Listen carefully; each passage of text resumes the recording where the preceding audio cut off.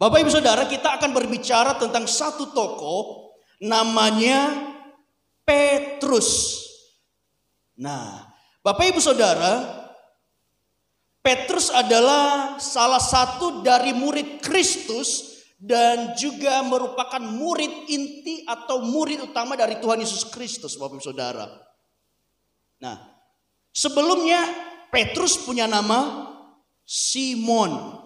Kemudian ketika Tuhan memanggil dia menjadi murid, maka Tuhan memanggil dia dengan sebutan Petrus. Nah, arti nama Petrus sendiri adalah batu karang, yang mengisyaratkan bahwa Yesus meletakkan landasan gerejanya di atas Petrus sebagai murid utama Yesus. Jadi dulu namanya Simon, kemudian setelah Tuhan panggil dia, Tuhan berikan dia nama baru yaitu Petrus, batu karang, batu yang kuat.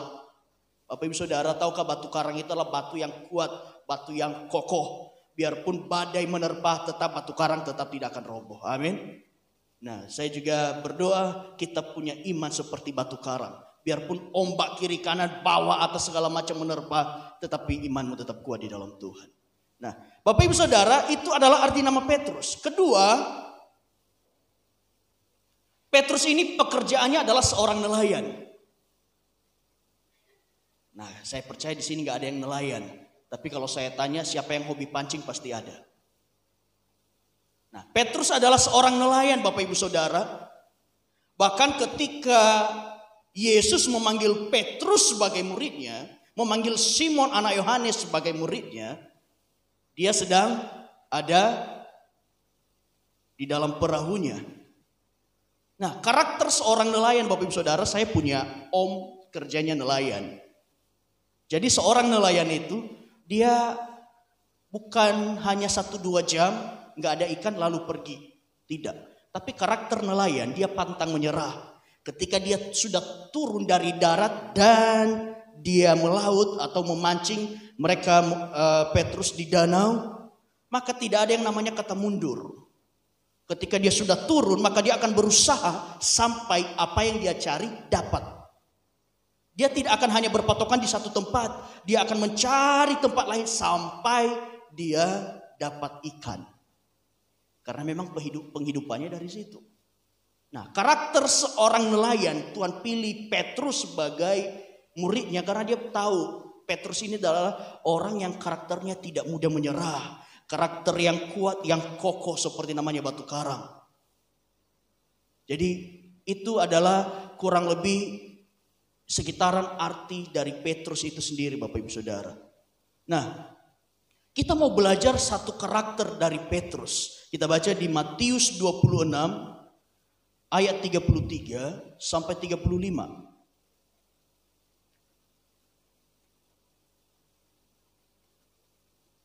Kita mau belajar ada setidaknya 3 karakter Petrus yang ada baiknya dan terakhir ada buruknya dan juga ada baiknya. Petrus menjawabnya, biarpun mereka semua tergoncang imannya, karena engkau, aku sekali-kali tidak lanjut. Yesus berkata kepadanya, aku berkata kepadamu, sesungguhnya malam ini sebelum ayam berkokok, engkau telah menyangkal aku 3 kali. Ayat 35, kata Petrus kepadanya, sekalipun aku harus mati bersama-sama engkau, aku takkan menyangkal engkau. Semua murid yang lain pun berkata demikian juga. Nah, Bapak Ibu Saudara, kita di sini bisa melihat karakter seorang Petrus yang rasanya arogansinya tinggi, pantang menyerah. Tadi saya berikan contoh nelayan itu pantang menyerah, Bapak Ibu Saudara. Ketika seorang nelayan itu sudah melaut, sudah naik ke perahunya, maka dia sudah siap menghadapi segala badai, tantangan, segala angin ribut di tengah danau, di tengah lautan. Jadi dia sudah siap dengan segala sesuatunya. Nah, ada satu ketika pemberitaan tentang penderitaan Yesus, bahwa dia akan disiksa, menderita dan mati di kayu salib. Dia sontak menjawab begini, biarpun yang lain tergoncang imannya, sekali-kali Petrus tidak. Nah, Perhatikan Bapak Ibu Saudara, karakter Petrus yang pertama adalah dia orangnya cepat berbicara tanpa berpikir panjang.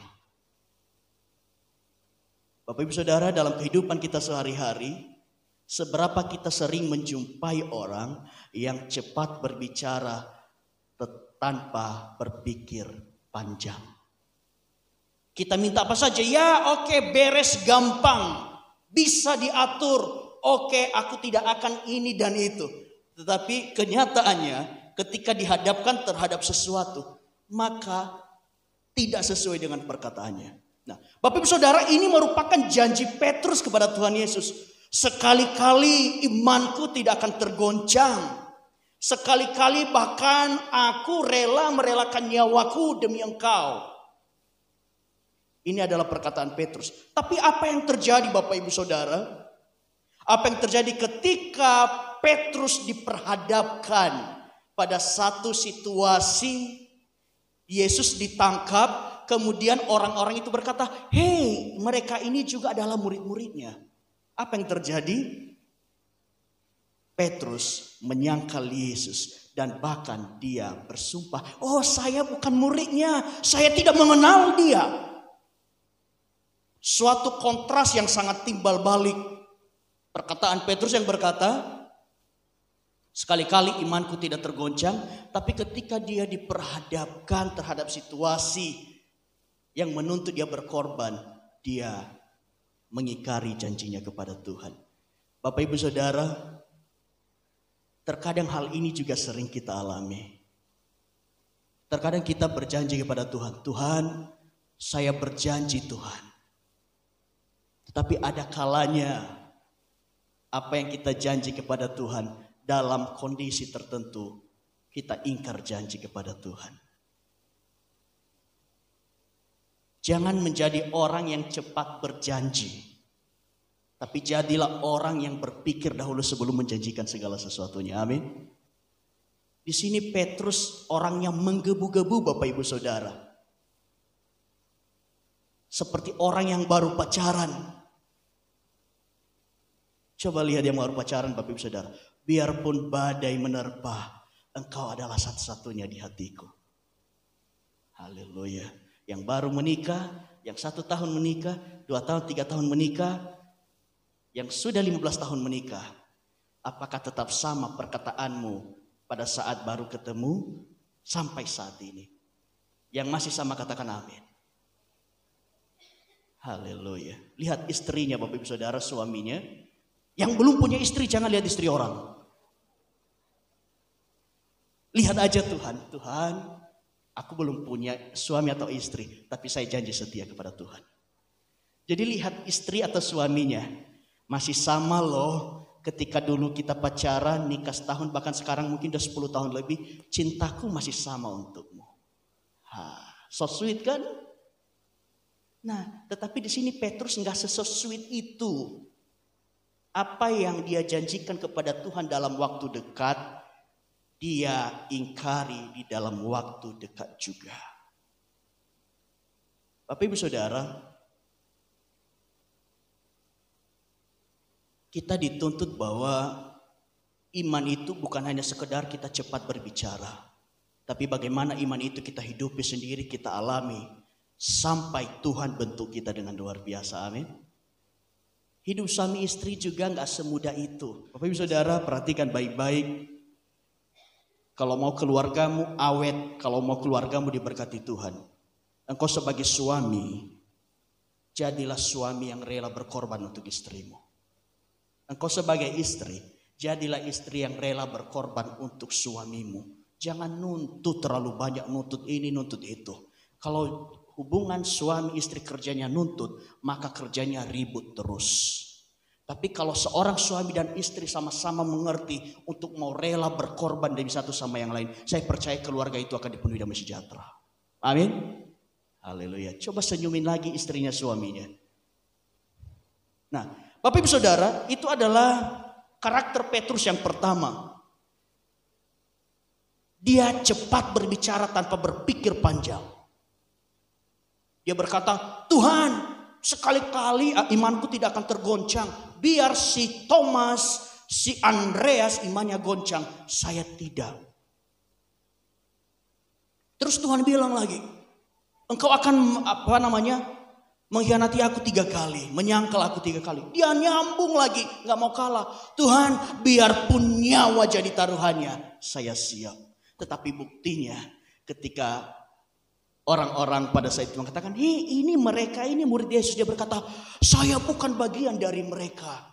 Saya tidak mengenal dia.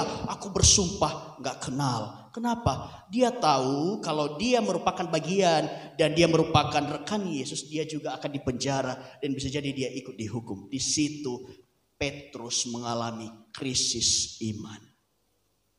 Itu pertama karakter Petrus, Bapak Ibu Saudara, yang menurut saya kurang baik, terlalu cepat berbicara tanpa berpikir panjang. Yang kedua Bapak Ibu Saudara, Petrus adalah tipe orang yang cepat bertindak juga tanpa mikir panjang. Orangnya emosional, meledak-ledak. Mari kita baca satu ayat, Yohanes 18 ayat 10 sampai 11. Dia adalah orang yang cepat merespon segala sesuatu. Disentil sedikit langsung meledak. Diganggu sedikit langsung merespon.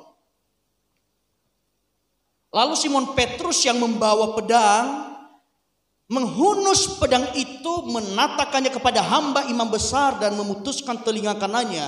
Nama hamba itu Malchus. Lanjut. Kata Yesus kepada Petrus, sarungkan pedangmu itu. Bukankah aku harus minum cawan yang diberikan Bapa kepadaku? Nah, ada satu peristiwa Bapak Ibu Saudara, ketika mereka lagi di Taman Getsemani, dan malam itu Yesus akan ditangkap. Para serdadu datang, apa yang dilakukan Petrus? Yaitu tadi orangnya ceroboh emosian.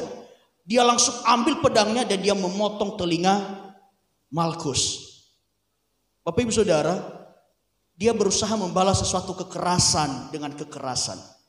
Dia berusaha membalas sesuatu dosa dengan dosa. Bapak Ibu Saudara, jadilah orang yang lambat di dalam bertindak dan berbicara, tetapi cepat di dalam berpikir. Karakter seorang Petrus ini, yang penting dia lakukan dulu, mikir kemudian. Dan berapa kali Tuhan kecam dia dengan karakternya seperti ini. Ada 2 karakter yang menonjol ini Bapak Ibu Saudara, yang membuat Petrus mengalami banyak goncangan dan krisis iman di dalam hidupnya selagi dia bersama-sama dengan Yesus dan selama Yesus masih di dalam kuburan sampai Yesus menampakkan diri beberapa kali. Tetapi ada satu karakter Petrus yang menurut saya sangat baik Bapak Ibu Saudara. Petrus itu adalah orang yang mau diajar. Petrus itu orang yang mudah bertobat dan menyadari kesalahan. Petrus itu orang yang tidak banyak komplain ketika diajari dan dia lakukan. Ada satu kali ketika Tuhan Yesus menyuruh dia untuk menebarkan jalannya. Dia hanya bilang kepada Tuhan Yesus begini. Semalam-malaman kami sudah menebarkan jala tapi kami tidak menemukan apa-apa. Tetapi kalau engkau yang menyuruh kami akan melakukannya. Itu karakter yang pertama. Kedua Bapak Ibu Saudara, ada satu kejadian ketika dia dipanggil Tuhan pertama kali.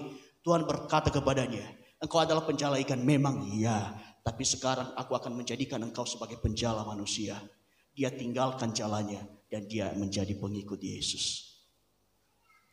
Di balik karakter yang temperamen Bapak Ibu Saudara, tetapi Petrus menjadi orang yang mudah bertobat. Menjadi orang yang mudah menyadari kesalahan. Amin. Bapak Ibu Saudara, penting ketika kita mau dipulihkan, jadilah orang yang rendah hati, mudah mengerti kesalahan, mengakui kesalahan. Amin. Jangan malu-malu mengakui kesalahan. Kalau kita salah ya kita bilang salah. Dan kalau kita tahu salah, kita mengaku kesalahan kita, segeralah kita bertobat. Harus ada rasa rendah hati, mau diajar, mau diubahkan oleh Tuhan. Amin. Minggu lalu saya berkata bahwa karakter seorang murid Yesus adalah orang yang siap diubahkan oleh Tuhan Yesus itu sendiri. Oleh firman Tuhan itu sendiri. Nah, Bapak Ibu Saudara, ada satu peristiwa Yesus menampakkan diri kepada Petrus. Mereka lagi di Danau Tiberias. Dan dia sedang memancing, akhirnya mereka sarapan pagi-pagi bersama. Di dalam kesempatan itu, Tuhan mempertanyakan tentang kasih Petrus kepadanya. Ya, mari kita baca sama-sama di Yohanes 21 ayat 15 sampai 17.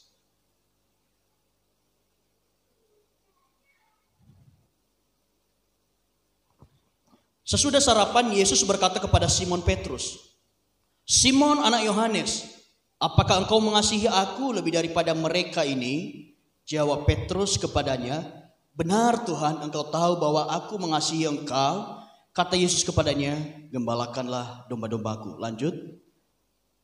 Kata Yesus pula kepadanya untuk kedua kalinya, "Simon anak Yohanes, apakah engkau mengasihi aku?" Jawab Petrus kepadanya, "Benar Tuhan, engkau tahu bahwa aku mengasihi engkau." Kata Yesus kepadanya, "Gembalakanlah domba-dombaku." Ketiga.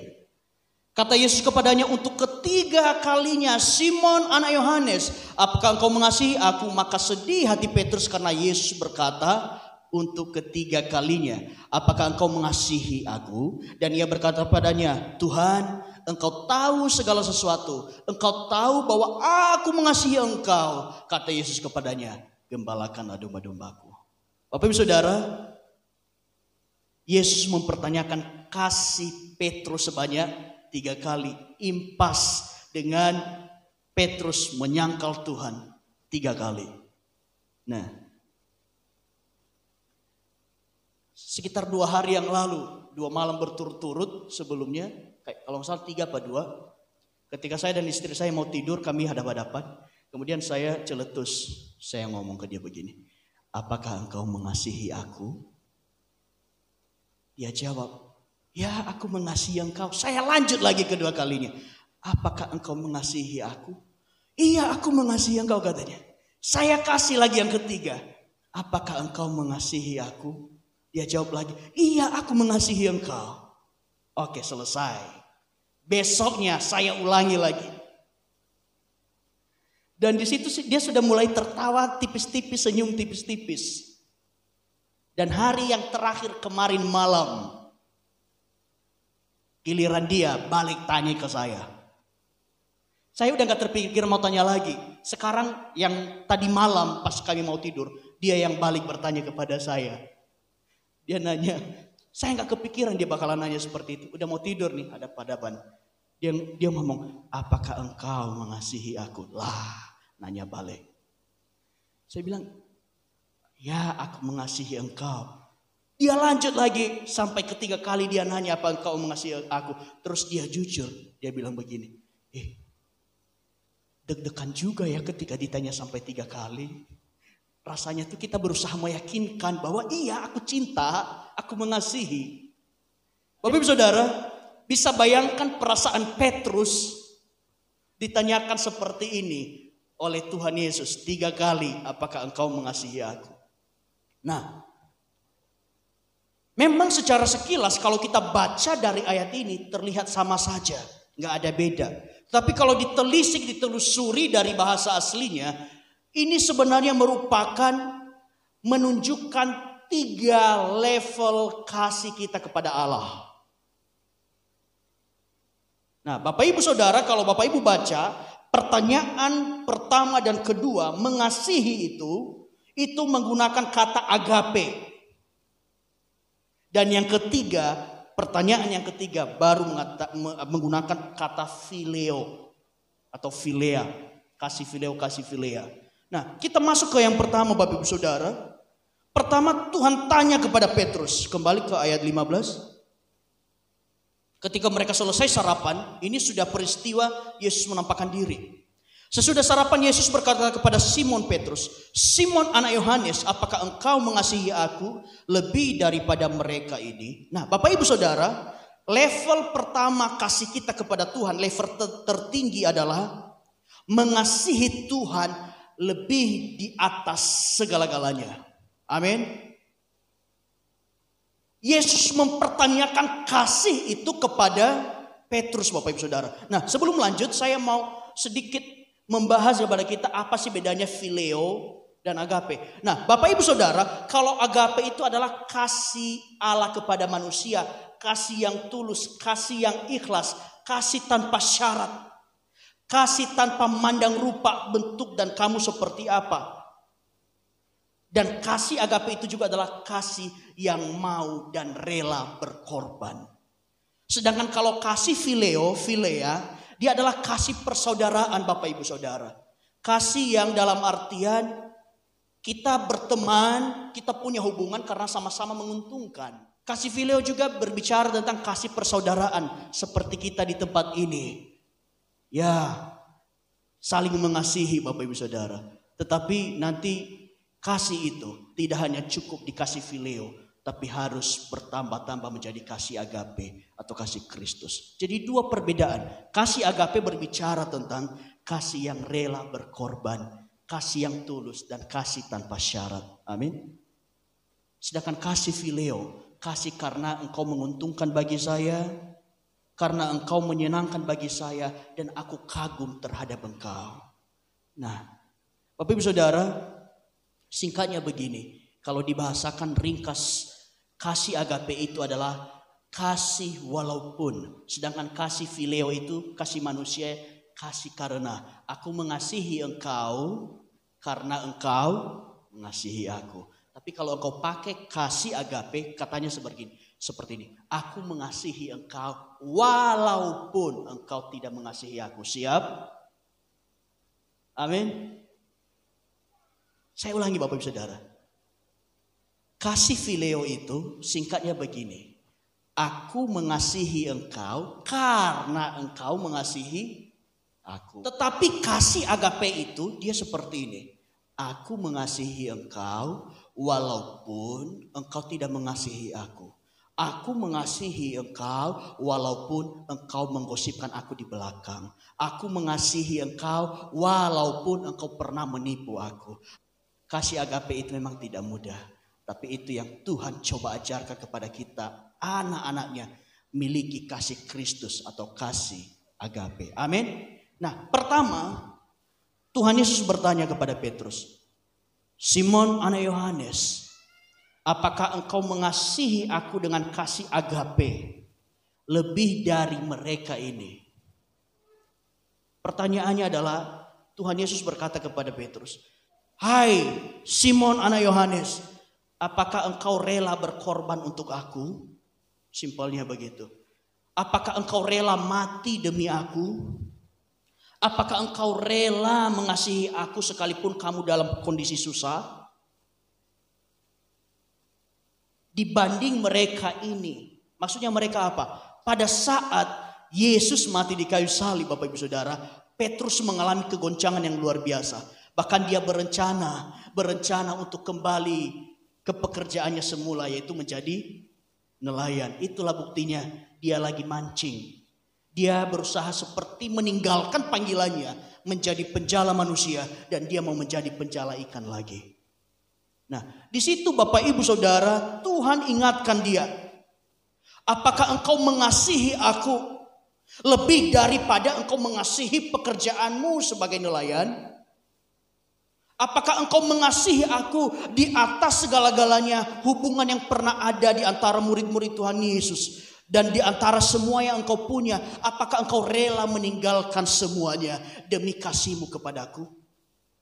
Nah, Bapak Ibu Saudara, di situ Petrus tidak mengerti tentang kasih agape itu. Yesus menjawab memberi pertanyaan dengan kasih agape. Dan Petrus menjawab dengan kasih phileo. Ya Tuhan, engkau tahu bahwa aku mengasihi engkau. Arti aslinya Bapak Ibu Saudara, Petrus itu menjawab begini. Iya Tuhan, aku mengasihi engkau. Kan kita sama-sama selama ini. Udah 3 tahun bersama-sama. Engkau guru kami. Aku kagum terhadap mujizat yang kau lakukan. Engkau luar biasa. Aku mengasihi engkau Tuhan. Dia tidak bisa sanggup menjawab dengan lugas bahwa ya, aku mengasihi engkau di atas segala-galanya. Ya, aku mengasihi engkau dan rela mati untuk engkau. Kenapa? Petrus galau karena dia pernah menyangkal Yesus 3 kali. Tapi disinilah kasih Allah yang besar itu Bapak Ibu Saudara. Di sini Yesus tidak ngungkit-ngungkit kesalahan Petrus. Dia nggak ngomong ke Petrus begini. Dulu aja kamu ngomong mengasihi aku dan rela mati. Lah kenyataannya ketika saya mau mati di salib, engkau berkata, aku tidak mengenal dia. Tapi Tuhan Yesus tidak mengungkit masa lalumu. Bapak Ibu Saudara, percayalah, seburuk apapun masa lalumu, Tuhan Yesus tidak akan pernah ungkit. Amin. Apapun masa lalumu, Tuhan tidak akan blow up ke atas. Tapi Tuhan mengampuni masa lalumu. Tuhan mau engkau berdamai dengan masa lalumu. Dan engkau memulai hidup yang baru bersama Tuhan. Amin. Tidak peduli apa yang jadi latar belakangmu. Banyak orang bertobat yang dulunya dia seorang penjudi. Dia seorang pembunuh. Dia seorang pezina dan lain-lain. Tapi Tuhan tidak pernah mempermasalahkan siapa Anda sebelumnya. Tetapi yang Tuhan mau tahu, seberapa engkau mengasihi dia saat ini. Amin. Paulus berkata, aku melupakan apa yang di belakangku, tapi aku berlari kepada tujuan yang ada di depanku. Bapak Ibu Saudara, kalau sampai saat ini kita masih sering tertuduh dengan masa lalu kita, tolak di dalam nama Tuhan Yesus Kristus. Karena Tuhan Yesus sendiri tidak pernah mengungkit masa lalu kita. Yang Tuhan mau kita berjalan maju ke depan menuju panggilan surgawi. Amin. Itu yang pertama Bapak Ibu Saudara. Tuhan Yesus mempertanyakan kepada Simon, apakah engkau mengasihi aku dengan kasih agape, kasih yang mau berkorban lebih dari mereka ini. Jadi simpelnya begini, Tuhan mau level tertinggi kasih kepada Allah itu adalah Allah di atas segala-galanya. Amin. Kasih agape itu kepada Allah adalah kita meletakkan Allah di atas segala kepentingan kita. Kita meletakkan Allah, kita meletakkan Yesus di atas semua kepentingan yang kita miliki. Amin Bapak Ibu Saudara. Yang kedua kalinya Tuhan Yesus berkata lagi kepada Simon Petrus. Simon anak Yohanes, apakah engkau mengasihi aku? Di situ ada yang dihilangkan. Apa yang dihilangkan? Lebih dari mereka ini. Jadi Tuhan mengurangi tuntutannya jadi level kedua. Mungkin kita juga adalah orang yang berada di level ini. Kita berkata bahwa Tuhan, aku mengasihi engkau Tuhan. Tapi juga kita mengasihi apa yang kita punya saat ini.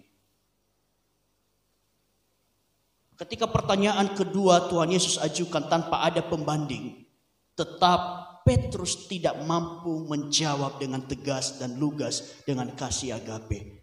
Dia tetap masih jawab dengan kasih philia. Tuhan bertanya, apakah engkau mengasihi aku? Dia bertanya, iya Tuhan, aku mengasihi engkau. Kita kan satu visi Tuhan. Saya kan muridmu, kita sudah bersama-sama. Kita sudah makan, tidur, pelayanan bareng-bareng. Dan aku kagum terhadap apa yang kau lakukan. Kurang lebih bahasanya seperti itu kalau disederhanakan Bapak Ibu Saudara. Petrus tidak mampu meningkatkan kasihnya ke level yang lebih tinggi. Karena memang kembali secara tidak sadar dia masih tertuduh dengan kesalahannya yang masa lalu. Dia menyangkal Tuhan. Bapak Ibu Saudara, banyak orang yang mengundurkan diri menjadi murid Yesus. Murid Yesus itu ada banyak. Ada yang murid 12, murid inti. Ada yang murid 70 dan ada murid-murid yang lain. Nah, di tingkat murid ke-70 dan murid-murid yang lain itu tidak sedikit mengundurkan diri. Siapakah para murid ini? Murid-murid ini adalah orang yang ketika Tuhan utus mereka kaget dan tercengang melihat mereka bisa melakukan mujizat. Siapa orang-orang ini? Mereka adalah murid-murid yang dulunya menerima kesembuhan, menerima mujizat. Tetapi pada akhir perjuangan iman mereka ketika Yesus diserahkan dan harus mati di kayu salib, apa yang mereka lakukan? Banyak orang mengundurkan diri. Jadi Bapak Ibu Saudara, kasihmu kepada Tuhan, kesetiaanmu kepada Tuhan, jangan pernah tergantung dari mujizat yang kau terima dan berkat yang kau terima. Amin. Cinta kasih kita kepada Tuhan tidak bergantung dari seberapa Tuhan memberkati hidup kita dengan duit, uang, dan segala macamnya. Tidak. Kita tidak menggantungkan kasih kita kepada Tuhan terhadap mujizat yang kita terima. Kita pernah disembuhkan, kita pernah ditolong. Tidak. Karena ada saatnya Tuhan akan memberikan ujian iman kepada kita. Ada saatnya seperti rasanya Tuhan tidak menolong kita. Nah, kalau kita menggantungkan iman kita oleh karena kita pernah ditolong, pada saat ada titik tertentu Tuhan seperti tidak menolong kita, tidak sedikit orang yang mengundurkan diri menjadi murid Yesus. Dan itu yang terjadi pada saat itu, Bapak Saudara.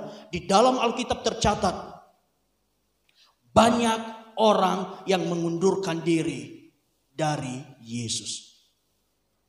Tapi saya terlalu percaya Bapak Saudara, semua kita yang hadir pada saat ini, saya berdoa kita adalah orang yang punya kasih agape kepada Tuhan.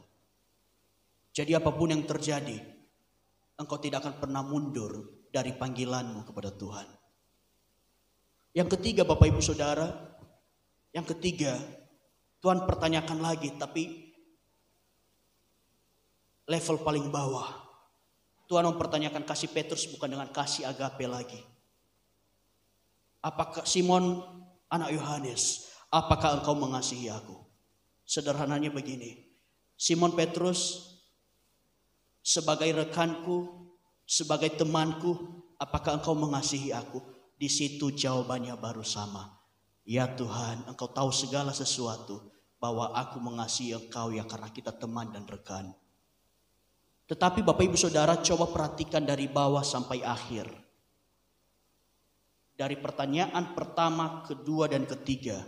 Setiap kali Tuhan Yesus mempertanyakan kasih, dan Petrus menjawab dengan kasih juga walaupun kasihnya tidak setara. Hanya di poin ketiga kasihnya setara, kasih sesama manusia. Di situ selalu ada kepercayaan Tuhan, amin. Di situ selalu ada kata, gembalakanlah domba-dombaku. Nah Bapak Ibu Saudara, itu tadi yang saya katakan. Mungkin di antara kita ada yang kasihnya masih di level pertanyaan ketiga. Bahkan juga mungkin ada yang sudah ada di level kedua. Bahkan amin di dalam nama Tuhan Yesus Kristus, kita ada di level pertanyaan pertama. Percaya ketika kita mengasihi Tuhan dan kita mengalami progres kasih itu kepada Tuhan, selalu ada kepercayaan yang Tuhan kasih, amin. Pegang janji Tuhan ini Bapak Ibu Saudara. Percaya Tuhan. Ketika kita mengasihi Tuhan, semakin hari semakin bertambah kasih kita kepada Tuhan. Maka akan diiringi juga semakin bertambah-tambahnya kepercayaan Tuhan di dalam hidup dan hidup saya. Ketika kita mengasihi Tuhan, ada banyak hal yang Tuhan siapkan untuk kita. Ada banyak perkara besar yang Tuhan siapkan untuk kita Bapak Ibu Saudara. Nah, sejauh mana kasih kita kepada Tuhan? Bisa ada mungkin kasih kita masih di level ketiga, level kedua, dan di level pertanyaan pertama. Tidak peduli sekarang kita lagi berada di level apa. Yang paling penting, kita harus semakin hari semakin mengasihi Tuhan. Amin. Katakan sama-sama, semakin hari saya semakin mengasihi Tuhan. Sekali lagi yuk, 3, 2, ya. Semakin hari saya semakin mengasihi Tuhan. Amin. Dari pertanyaan ketiga, kita ada di level pertanyaan kedua. Dan puji Tuhan, kita berada di level pertanyaan ke-1. Mengasihi Tuhan di atas segala-galanya. Saya percaya Bapak Ibu Saudara, kalau kita mengerti tentang kasih Kristus, pasti luar biasa hidup kita. Kalau setiap jemaat Tuhan mengenakan kasih Kristus, saya percaya Bapak Ibu Saudara, semua pasti akan ada damai sejahtera. Kenapa? Orang yang punya kasih agape, orang yang punya kasih Kristus, pasti senantiasa mengampuni. Orang yang punya kasih agape, pasti rela berkorban demi yang lain. Nah, tidak peduli Bapak Ibu Saudara kita mulai kasih ini dari mana. Sama seperti tadi saya katakan, dulu kasih saya memang kepada istri saya, mulai dari kasih eros. Kasih eros itu apa? Kasih terhadap lawan jenis, bukan sesama jenis, lawan jenis, kasih eros. Tetapi semakin hari Bapak Ibu Saudara, kasih itu harus semakin bertambah menjadi kasih agape. Kasih yang mau berkorban, kasih yang tanpa syarat. Mungkin kita memulai kasih kita kepada pasangan kita, suami atau istri kita, dengan kasih phileo atau kasih eros. Ya jujur saja, Saya juga dulu cinta pertama kali dengan istri saya karena memang saya lihat dia cantik, Bapak Ibu Saudara. Ayo suami-suami, lihat istrimu. Nah, perhatikan baik-baik. Dan tatap dia baik-baik. Istrimu itu adalah orang tercantik di dunia. Coba lihat baik-baik, Bapak Ibu Saudara. Katakan kepada istrimu, engkau adalah wanita terbaik dan tercantik di dunia. Saya coba lihat istri saya dulu. Buka maskernya dong, gak kelihatan semua nih. Oh, cantiknya. Nah, sekarang giliran istri-istri.